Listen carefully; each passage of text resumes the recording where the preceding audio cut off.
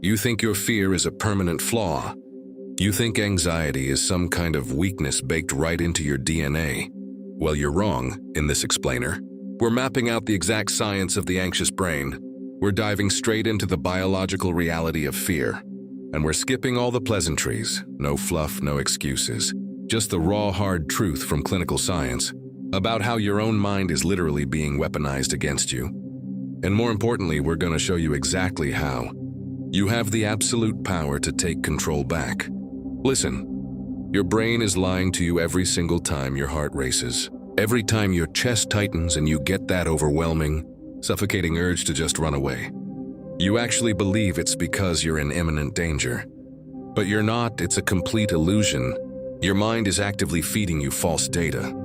It's just a glitch in a malfunctioning internal system. And it is the exact thing holding you back from your ultimate potential. You're trusting a broken compass right now, and it's leading you directly into a life of limitation and fear. Society tells you to suppress it, right? To hide it, to drug it out of existence. But let's look at the raw biological reality here. Anxiety is not inherently bad. It actually serves a really important function. Look, anxiety and excitement. They are the exact same chemical reaction in your body. It's literally just adrenaline. It's your sympathetic nervous system activating, pumping you up and prepping you for action. It's supposed to motivate you to conquer obstacles. The problem isn't the chemical itself. The problem is how your brain completely misinterprets the signal. So this brings us to what's actually destroying your momentum. Disordered anxiety. Think of it as a physiological danger response that gets triggered when you are perfectly safe, and it actively destroys your ability to function. It literally paralyzes ambitious people. It stops you from stepping up to challenges, from crushing it at work, and from living your life to the absolute fullest. But you need to understand something right now. Disordered anxiety is not a character flaw. It's not some inherent weakness. It is simply a miscalibrated threat response system. And that system needs to be broken down and aggressively rebuilt. Because there is a massive difference between actual danger and perceived danger. Picture this. On one side, you're standing on the edge of a steep cliff. Your brain pumps adrenaline to make you step back from the ledge. That's survival, that is the system working perfectly. But on the other side, take a clinical case of a woman who is absolutely terrified of a simple room radiator sweating.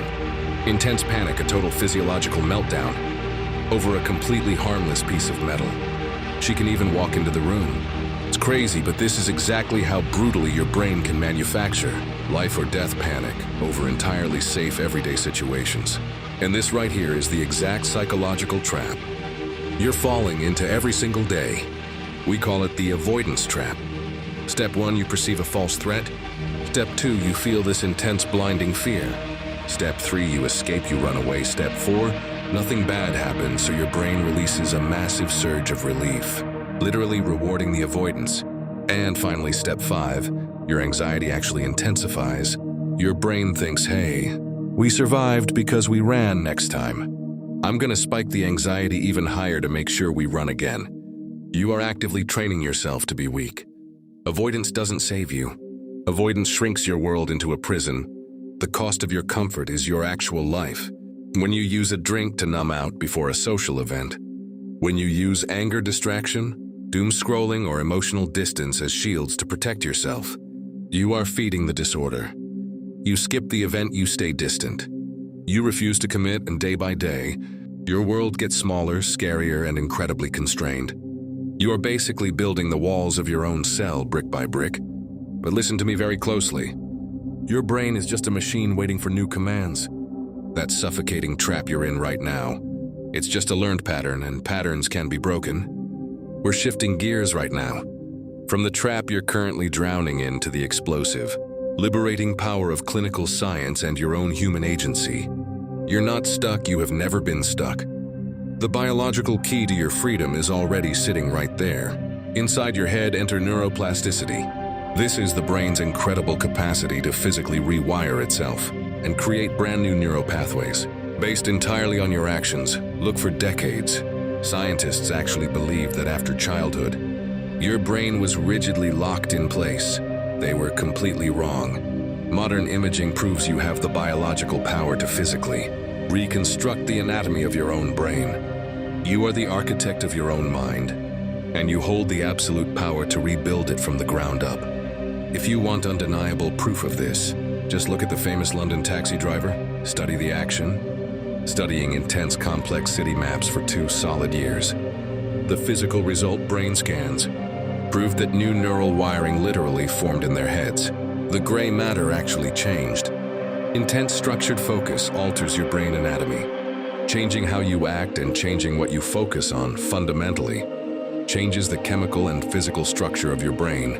It's incredible, so you've got the machine, now you need the manual. Here are the 3 protocols to rewire fear.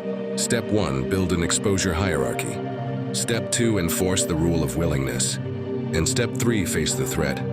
These are the 3 tactical, non-negotiable actions you absolutely must take to aggressively cure disordered fear.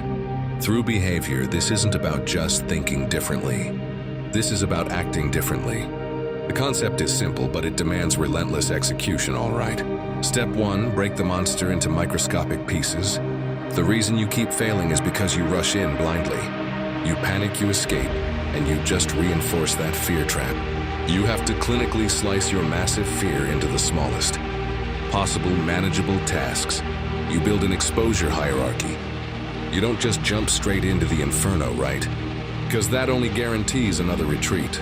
You map it out and you attack the easiest to smallest step first. You conquer an inch before you conquer the mile. Now this is where the war is won or lost.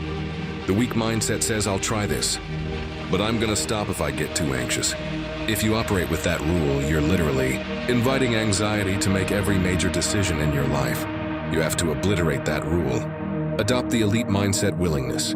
I will stay despite the pain. You allow yourself to execute the action, even though it makes you deeply uncomfortable. You accept the discomfort so you can destroy the fear. This is a methodical, brutal climb.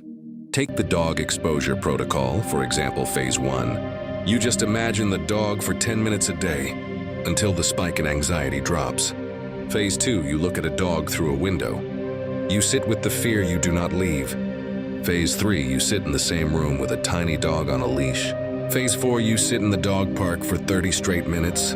You systematically dismantle a massive phobia step by step, completely refusing to retreat until the anxiety is utterly crushed. Which brings us to the ultimate mandate. Step 3, face the threat, do not run, go get anxious. Let your heart hammer against your ribs. Sweat shake, feel the panic, but do not move. You have to sit in the fire. Let the anxiety burn. You must physically prove to your primitive brain that you will survive, because when you stay, you win. When you escape, the fear wins. There is absolutely no middle ground here. Because when you do not run, a massive physiological victory takes place right inside your head. First, your brain finally realizes you survived without escaping. Second, it sends out a surge of true earned relief. Third, your cortisol, adrenaline, and stress hormones just plummet. And finally, brand new neural pathways lock in. Your brain actually rewires itself to say, hey, that wasn't a threat, we don't need to panic anymore. You literally force your brain to heal itself just by standing your ground. You have to build the muscle to feel the fire. Let that sink in for a second. Building true emotional power isn't about running from the flames. It's not about finding the perfect coping mechanism. To avoid feeling bad, it's about standing in the fire without burning. It's about aggressively increasing your emotional capacity to handle uncomfortable sensations without constantly searching for the nearest exit. You get better at feeling the discomfort, and that is how you become unbreakable. So the ultimate is right in front of you today.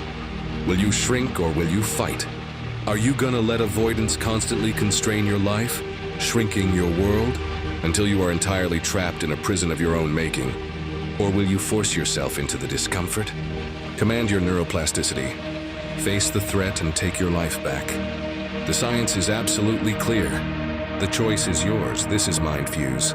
If you are ready to stop running, stop hiding, and start aggressively rewiring your mind for power, hit that like button, drop a comment, and subscribe. Join the elite community that refuses to shrink. Take absolute control of your life starting today.